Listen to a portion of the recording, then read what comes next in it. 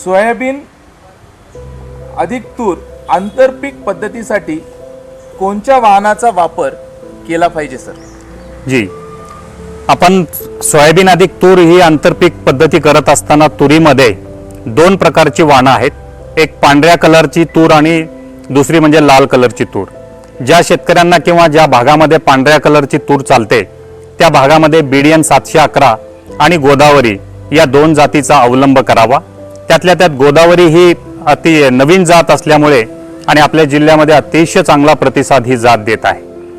परंतु ज्या भागामध्ये लाल तूर किंवा तांबडी तूर चालते या ठिकाणी BDN 716 त्याबरोबरच फुले राजेश्वरी आणि कर्नाटकाची जी बाउंड्री आहे त्या बाउंड्रीच्या भागामध्ये GRG 811 ही जात अतिशय चांगली चालत आहे. या तिन्ही जाती मर आणि वांज रोगाला प्रतिकारक्षम आहेत आणि या तिन्ही जातीची उत्पादन क्षमता अतिशय चांगली आहे.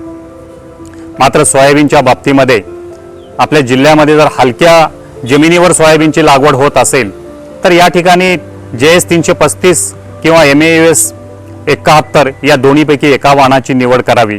मात्र मध्यम ते भारी जमिनीमध्ये DS 228 आहे, MAUS 612 आहे, KDS 753, KDS 992 यासारख्या जातीचा अवलंब आपण आपल्या शेतावर करावा. आपल्या जिल्ह्यामध्ये टोकन पद्धतीवर किंवा BBF पद्धतीवर लागवड करण्यासाठी शेतकऱ्यांचा कल वाढत आहे.